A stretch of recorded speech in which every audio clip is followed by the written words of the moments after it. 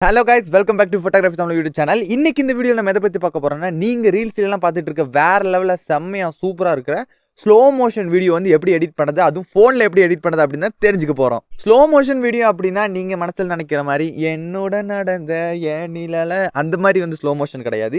இது வந்து ஒரு பக்கா சூப்பரான வேற லெவலான சினிமேட்டிக் ஸ்லோ மோஷன். எக்ஸாம்பிள் இப்போ நான் ஒரு வீடியோ போட்டு காட்டுற பாருங்க. ஒரு ஹீரோ என்ட்ரி மாதிரி இருக்கட்டும் இல்லனா ஒரு ஃபைட் சீக்வென்ஸா இருக்கட்டும். இதுல வந்து வேற ஸ்லோ மோஷன் வந்து ஃபாஸ்டா வந்து அதுக்கு அப்புறம் கொஞ்சம் ஸ்லோவாயி அதுக்கப்புறம் வந்து ஃபாஸ்ட்டாக போயிடும்.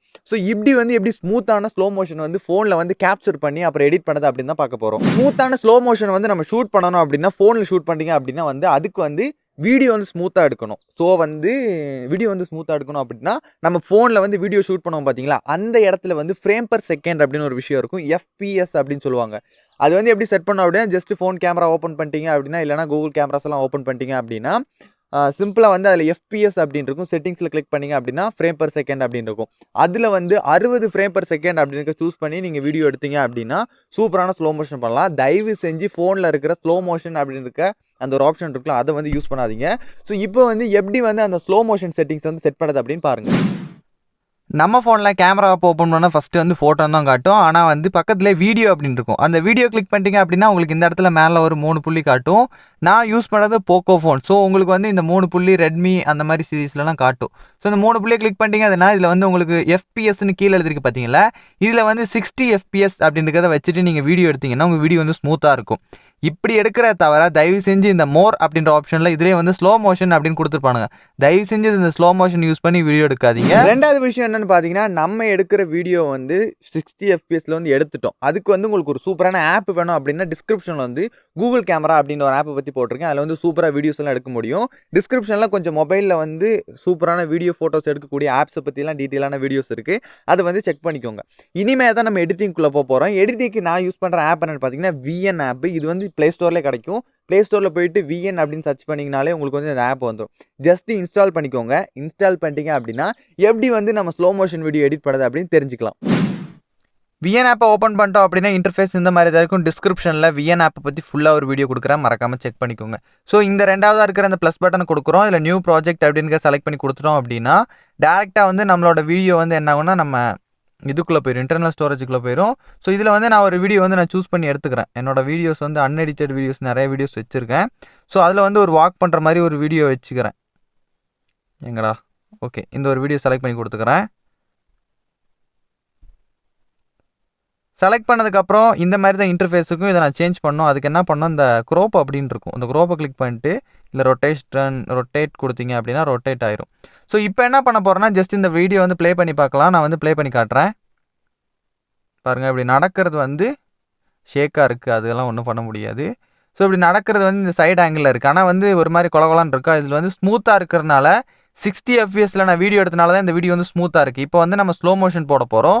ஸோ அதுக்கு வந்து என்ன பண்ணுறோன்னா இங்கே வந்து ஸ்பீட் அப்படின்னு ஒரு ஆப்ஷன் இருக்குது பாருங்கள். அந்த ஸ்பீட் அப்படின்னு ஒரு ஆப்ஷனை கிளிக் பண்ணிட்டீங்கன்னா மேலே ஏற்றினா அந்த இடம் வந்து வேகமாக போகும். இப்போ வீடியோ ப்ளே பண்ணுற பாருங்கள், வேகமாக ஓடிடுச்சு. ஆனால் கீழே இறக்குனா அந்த இடம் வந்து ரொம்ப ஸ்லோவாக போகும். பார்த்தீங்களா, ரொம்ப ஸ்லோவாக போகுது.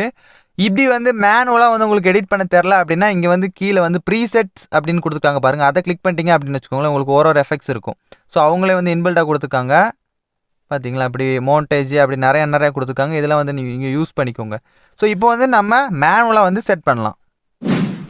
மேனுவலாக ஒரு வீடியோ வந்து சினிமேட்டிக்காக எடிட் பண்ணோம் அப்படின்னு பார்த்தீங்கன்னா ஃபஸ்ட்டு இருக்குல்ல அந்த புள்ளிகள் ரெண்டும் கொஞ்சம் மேலே கொஞ்சம் வேகமாக வச்சுக்கணும். சென்டரில் இருக்கிற போர்ஷனை ரொம்ப ஸ்லோவாக வச்சுக்கணும். இதை வந்து கொஞ்சம் கீழே லைட்டாக அப்படி கம்மி பண்ணி வச்சுக்கணும். இப்படி நான் ஒரு ப்ரீசெட் மாதிரி போடுறேன், பார்த்துக்கோங்க, நீங்கள் புரிஞ்சு வச்சுக்கோங்க. இப்போ நம்ம ப்ளே பண்ணும்போது ரொம்ப ஃபாஸ்ட்டாக வந்து அதுக்கப்புறம் அப்படியே ஸ்லோவாக போகும் பாருங்கள். ஓகே, இப்படி ஸ்லோவாக போகும்போது அதுக்கப்புறம் அப்படியே மீடியமாக ஃபாஸ்ட்டாக ஏறி வந்துடும். இது வந்து ஒரு சினிமேட்டிக் வீடியோக்கான ஒரு சின்ன எலமெண்ட் தான். அது மட்டும் இல்லாமல் இந்த ப்ரீசெட் அப்படின்றது நீங்கள் செக் பண்ணிக்கோங்க. ஜஸ்ட் இந்த இடத்துல வந்து லாங் ப்ரெஸ் பண்ணிங்கன்னா ஆட் பாயிண்ட்டுன்னு கேட்கும். அதை கொடுத்துட்டிங்கன்னா இந்த இடத்துல எக்ஸ்ட்ரா வந்து உங்களுக்கு பாயிண்ட் வந்துடும். சப்போஸ் நீங்கள் இங்கே வந்து ஸ்லோவாக வருது, டக்குன்னு எனக்கு ஸ்பீடாக போகணும் அப்படின்னு நினச்சிங்கன்னா அந்த லாங் ப்ரெஸ் பண்ணி ஆட் பாயிண்ட் அப்படின்னு கொடுத்தீங்கன்னா பாயிண்ட் வந்துடும். இல்லை அந்த புள்ளியை லாங் ப்ரெஸ் பண்ணுறீங்க, ஆட் பாயிண்ட்டுன்னு கொடுக்குறீங்க, பாயிண்ட் வந்துடும். இப்படி செலக்ட் பண்ணி கொடுத்துட்டோம் அப்படின்னா இந்த மாதிரி மாறிடும்.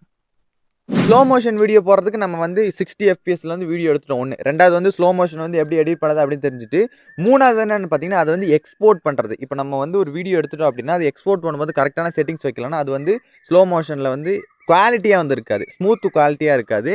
ஸோ எப்படி வந்து ஸ்மூத் குவாலிட்டியில் வந்து எக்ஸ்போர்ட் பண்ணுறது, என்னென்ன செட்டிங்ஸ் இருக்குது அப்படின்னு தெரிஞ்சுக்கோங்க.